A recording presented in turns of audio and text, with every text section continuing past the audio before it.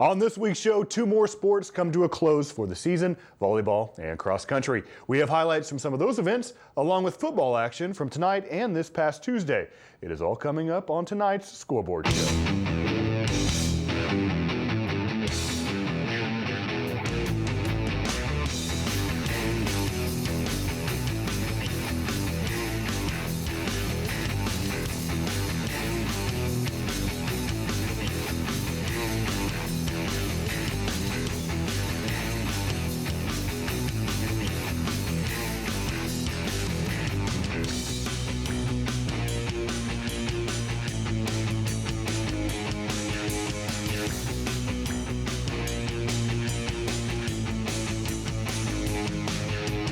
Presentation of Scoreboard Show on Smoky Hills Public Television is brought to you in part by an underwriting grant from Rural Telephone and Nextech, providing the region with telephone, internet, cable television, and wireless phone solutions.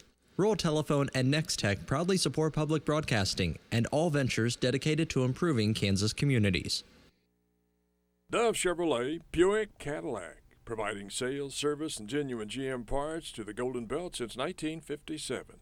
Located at 4217 West 10th, right next to Brahms in Great Bend. Come see us. Welcome to the Scoreboard Show. I'm your host, Troy Waymaster. 6A, 5A, and 2-1A football teams played tonight. Let's take a look at some of the scores from tonight's action.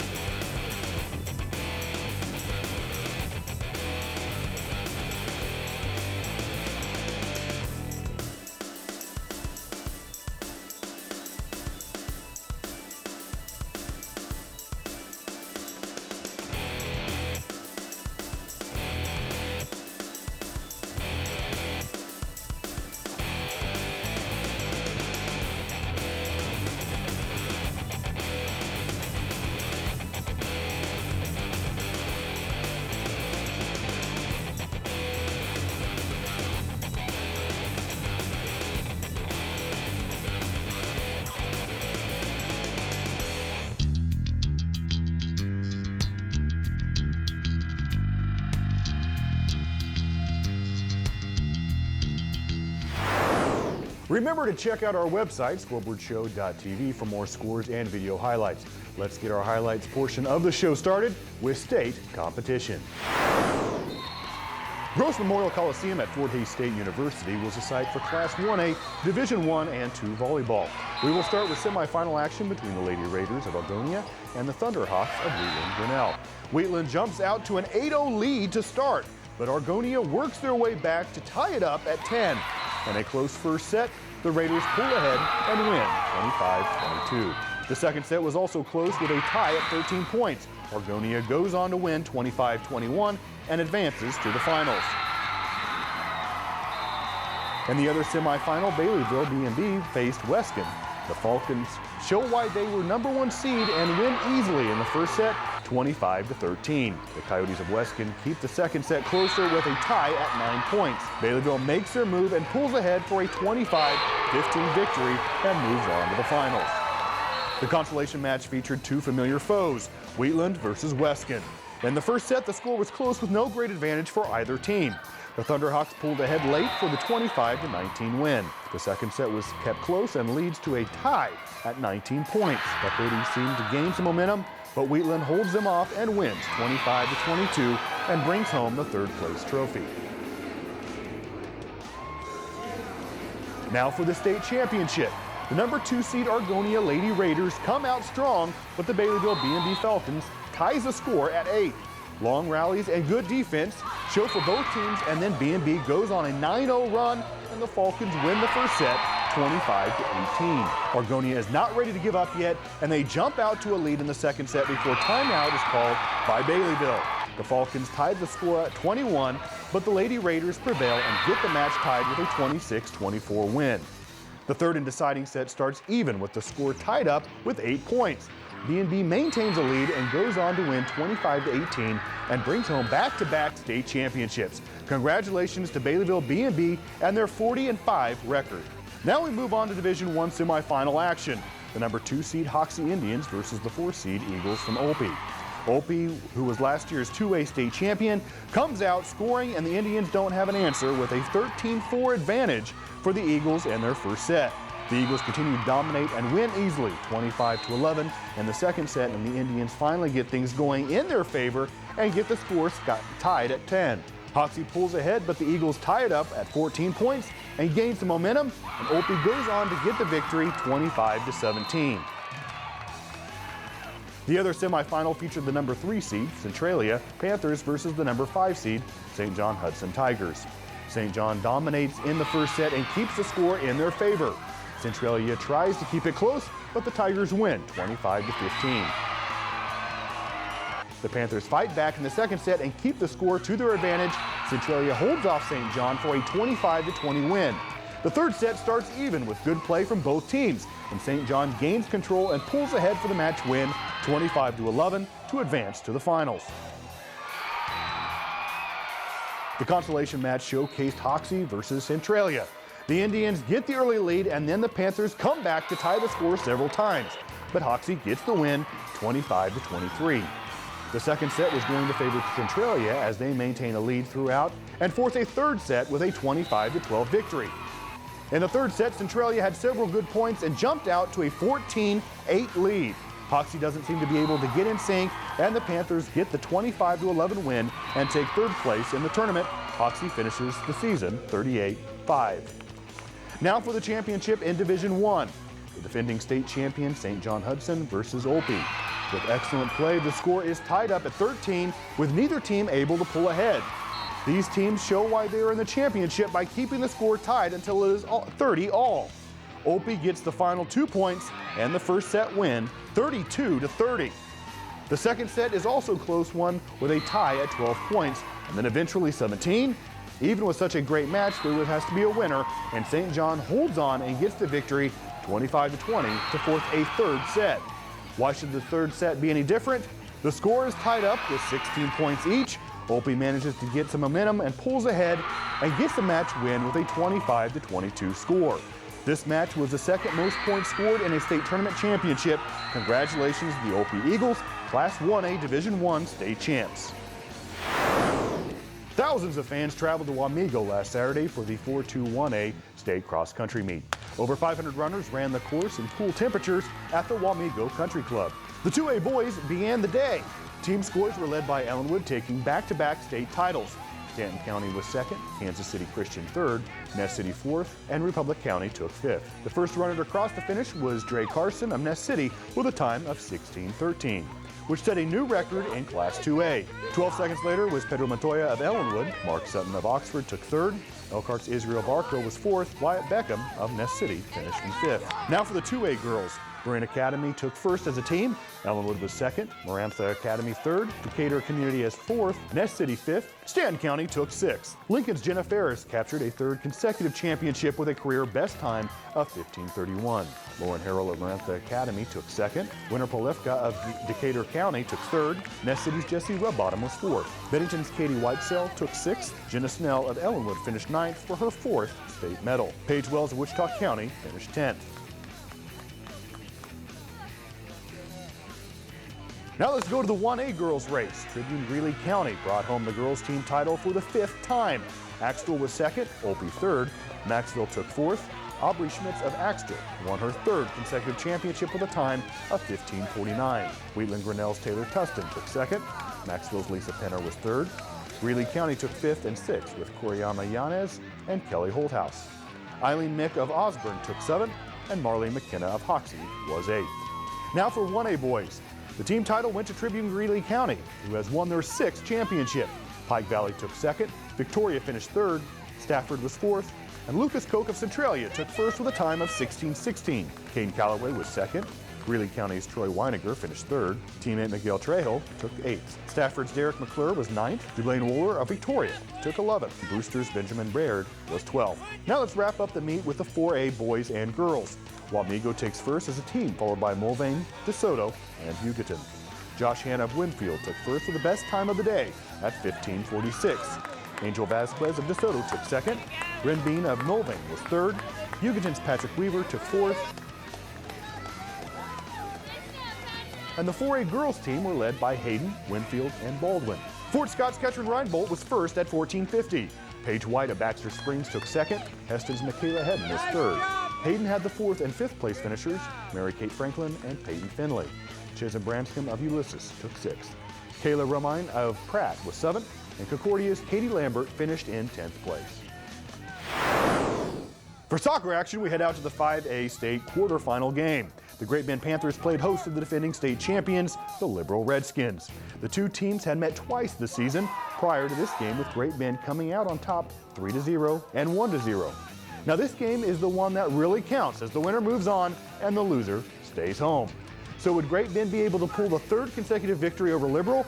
Well, in the first half it seemed evenly matched and the game remained scoreless. In the second half, both teams came out more fired up, as somebody was just 40 minutes away from advancing on to the state championship. It became evident who would be moving on with less than 3 minutes to go in the contest, as Liberal Samuel Cruz knocks one in to advance the Redskins on to Topeka for the semifinals of the 5A state competition.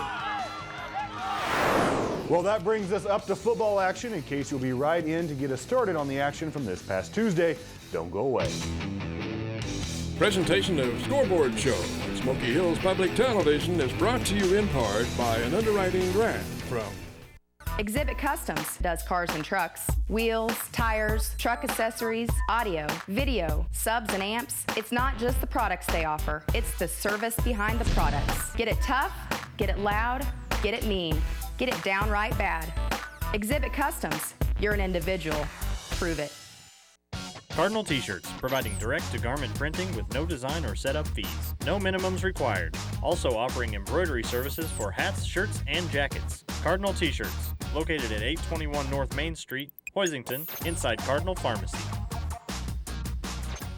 Welcome to the football half of the Scoreboard Show, ladies and gentlemen. I'm Casey McAvoy, and we have highlights from Tuesday and Friday to get to, so let's hit it hard. It was a battle to the finish for some teams, and for others, it was an easy first rounder. We'll start in Concordia when we come back. Football action on Scoreboard Show is brought to you in part by Simpson Farm Enterprises of Ransom, Hayes, Great Bend, and Beloit, your local spray coop and Apache dealer. Concordia won this last match against Abilene in Week 4, 44-21. Abilene looks redeemed. Josh Pounds takes this far side and far down the green, just gets knocked out at the one. Nope, that's a touchdown on a 40-yard run with great blockers in front of him. Extra point coming up. The hold and the kick by Logan Higbee is up, and it's good. Abilene machine. Andy Wilson gets the score, and the only score for the Cowboys, as Concordia takes this one 50-8, and Concordia goes on the road to play Buhler Saturday at 4. The Blue and Vegas Golden Knights of Salina Sacred Heart with Nick Wuthnow. He throws it up for Aaron Dieterich. Touchdown Sacred Heart. Norton Community's Dalton Miller running the offense and running while looking to throw deep down the far sideline. He finds Tanner Furbush for the Blue Jay touchdown. Wuthnow looks to throw, but he tucks and runs. He's going to get past the secondary, and 60 yards later, Wuthnow gets the 6. Miller hands to Jacob Brooks. He cuts outside, and 60-plus yards later, I sound like a broken record. Touchdown Brooks and the Blue Jays. Wuthnow has Tate Richards cutting across the middle for a 20-yard catch and run. Drew Dieterich looks up the middle and cuts outside. This will be touchdown Salina Sacred Heart, and they'll host Scott Community on Saturday at 7.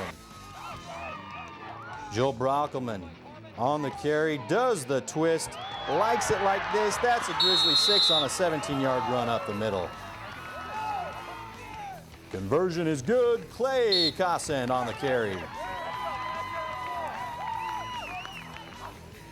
With nowhere to throw, and the ball out of reach. Robbie Dean gets the pick 6 for the Grizzly defense on the throw from Hunter Pickens.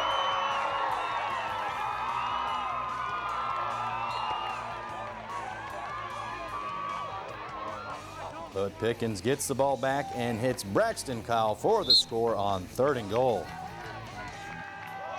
Here we go with fast-footed Brockelman. He has time on this carry to walk into the end zone, and the Grizzlies add 6 more after a 13-yard carry. Rock Hill goes on to the road to Moran to play Marmonton Valley Saturday at 4. Otis Weiss and Cougars at home versus Rolla. Cheers to you. Dylan Wisman brings it left side, then takes it home. This will be a Cougar touchdown, 54 yards on the run. 11 minutes left in the first quarter. Cole Urban will run, taking it far side, and the cameraman catches up, and the Cougars have first and goal. But we go to Rolla. Kyler Telford gets nowhere forward, but 10 yards sideways as Wisman contains the outside and forces him out of bounds. Rolla still running, and this time, big old Tyler Mayer, 225 pounds, stopped Telford in the backfield. Jordan Hoffman trying to find room, and Telford says, stop. Nice hit and good sportsmanship all around. Toss far side to Wisman, and he'll get the first down on the fourth down carry. Otis Bison will take on the winner of our next highlighted feature, which is West Can at Thunder Ridge. Sam McKinney drops back, Hayden Walker in single coverage, makes a super sweet catch, defender falls down, and he'll turn it upfield for the score, 56 yards on the catch and run. Garrett Kruger scrambles right, directs the traffic, and keeps this one for a Longhorn score from 3 yards out. Trevor Lowe with the 1-yard dive up the middle, and Thunder Ridge scores 58 points to West Ken's 12, and will travel to Otis Bison for a Saturday 2 p.m. game. Hoxie's Chase Kennedy gives to Connor Catt. He brings it near side for a pickup of 20 yards. Hook goes Jared Booger on the tackle. Toss left to Catt, blockers in front, and he leaps a few defenders and down at the 1-yard line by A.J. Moore. On second and goal, Catt heads right up the gut for the score. Hoko's ball, Borger pass, and he's got Blade Torline for a 20-yard catch and score. We got Kennedy in shotgun. He tries the right side, redirects traffic left, trying to pick up the first on 4th down, and he dives for the line marker. Back to Hodgman County.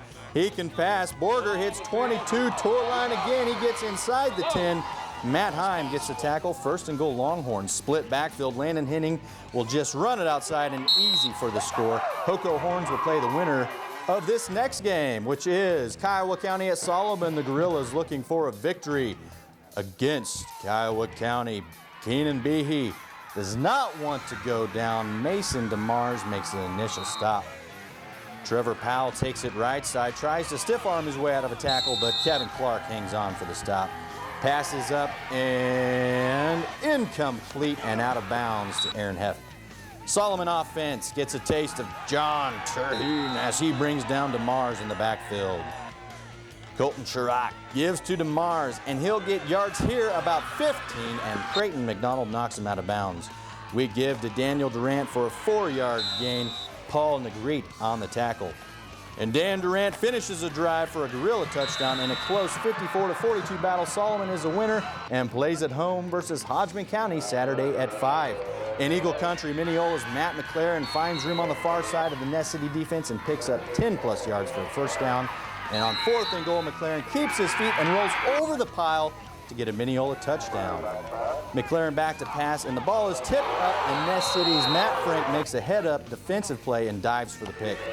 Flax with the toss coming near side, getting way downfield before Taylor Drosty can play catch-up for the tackle. Colton Ratliff back to pass. Frank with the leaping catch has Ness City at 1st and goal. Eagles will run the ball here. Flax gets the carry and 6 on a 5-yard run. More Ness City deep ball. Ratliff to Dalton Gantz, and 55 yards later, that's another Eagle touchdown. And the Eagles keep scoring. Pedro Flores finds the seam touchdown on a 30-yard run, and the Eagles will take on the winner of this next game that takes place in Tigers Nation. Nusser back to pass deep. High spiral. Francisco Caleros with the nice sideline catch. Alex Main scrambles to throw, tosses it up, and the wrong receiver comes up with it. Dean Wade gets the pick. Halfback option pass, Zuriel Reyes returns the favor right here, and Jacob Welker gets the end zone interception. But back to St. John we go. Nusser drops the snap, regroups himself, and manages to hit Reyes, who makes a much better receiver than quarterback and gets the touchdown on a 25-yard reception. And Nusser will finish the drive for the conversion. Now to Pretty Prairie. Justin Haflick gets the Dogs running on offense and gets 6 off of a 48-yard run with 11:50 to go in the fourth. No conversion, however, like more confusion, and Nusser recovers a fumble. How about a little 20-80? Nusser finds Caleros for another St. John score after a 39-yard catch and run. And the conversion to Wade is good, and we have a tied ball game with 2:40 left in the fourth.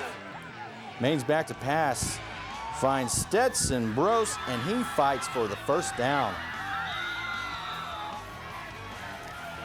Maine scrambles to get the throw off. He looks in trouble, but he's going to find Brose again just outside the 20. 25 seconds left in the ball game. No fear for Mainz. He keeps his composure and has Justin Haflick for the Bulldog touchdown. 15 seconds left, and the crowd in St. John goes silent. This was a game-winning touchdown for Pretty Prairie, as in the last chance desperation play, St. John had no answers. Pretty Prairie wins 36-32 and will host Ness City.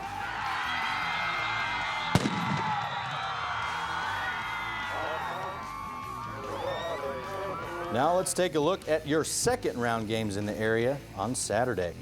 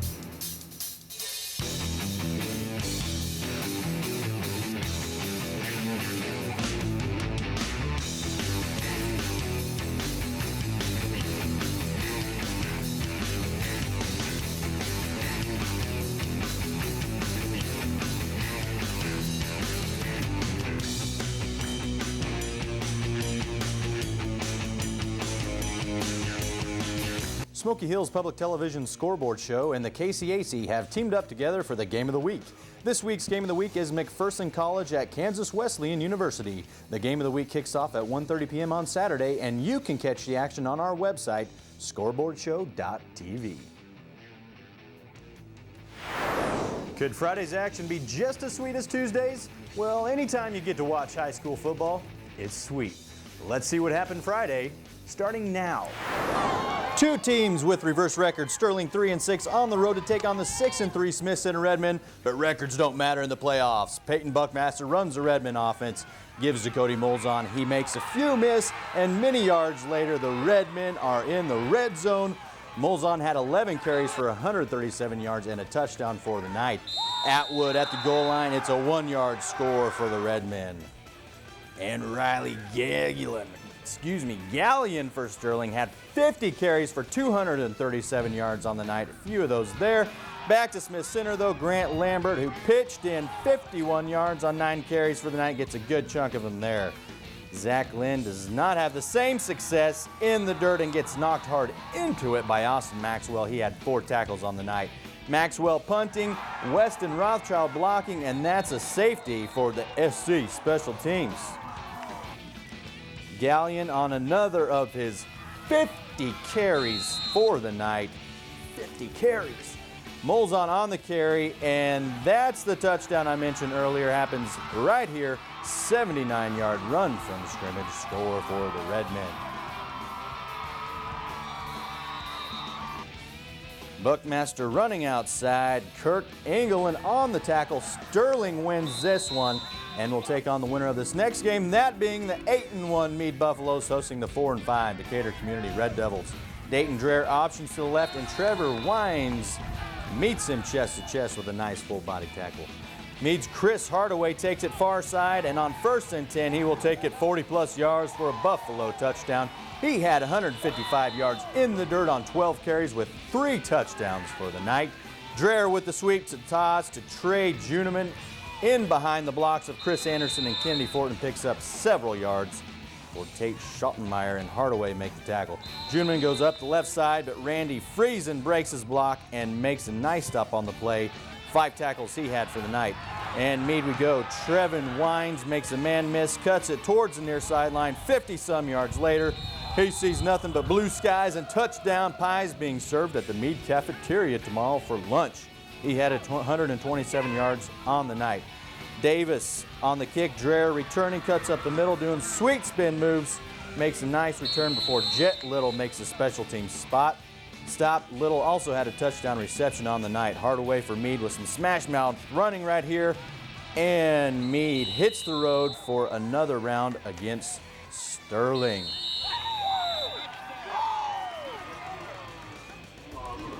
Elsaline has a tough battle ahead visiting the 9-0 Lacrosse Leopards, and they do finish business. Garrett Walker options to Toby Omley near side, picks up a few, and Lucas Mader and a cluster of Leopards on the stop. Leopard football, Jack Garcia to pass. Billy Story has beat the secondary, jumps for the catch. Jumps for joy as Lacrosse has 1st and goal. And Levi Morse finishes the drive with a short TD run. More Lacrosse, more Morse, right side toss, running over Walker, but he does make the tackle. Hello right side toss, and hello Morse, of course, leaping over defenders. Levi is the guy. Morse on the carry up the middle, Luke Bass and Keegan Hayes on the tackle. Dare I say this kid's name again? It's Levi Morse diving across the goal line for the score. Walker in shotgun finds Toby Omley down the far sideline.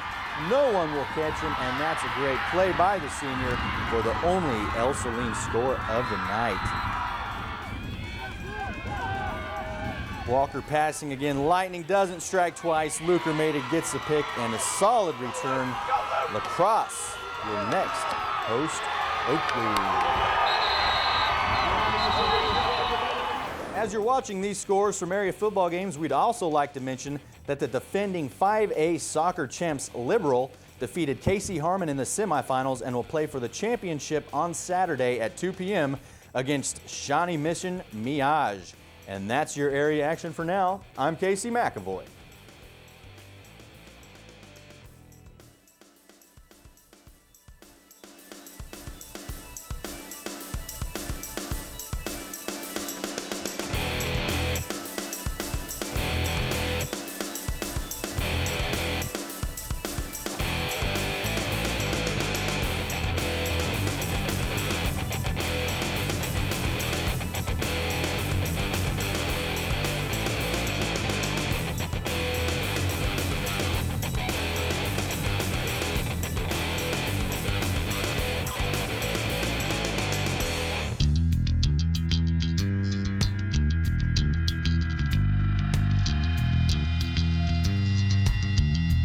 Presentation of Scoreboard Show on Smoky Hills Public Television is brought to you in part from Rural Telephone and Nextech, providing the region with telephone, internet, cable television, and wireless phone solutions. Rural Telephone and Nextech proudly support public broadcasting and all ventures dedicated to improving Kansas communities. Dove Chevrolet Buick Cadillac, providing sales, service, and genuine GM parts to the Golden Belt since 1957. Located at 4217 West 10th, right next to Brahms in Great Bend. Come see us. Well, next week will be our season finale, and then for us here at Smoky Hills, it is on to the 8-man state football championships, along with the 2-1A championship. Catch us next week for football action leading up to all the state football games. Until next time, remember to put on your game face, make up a sign, or just do anything to get the attentions of our cameras, and we just might see you on the Scoreboard Show. For myself, Casey McAvoy, producer Michael Quaid, and everyone at Smoky Hills Public Television, have a good night.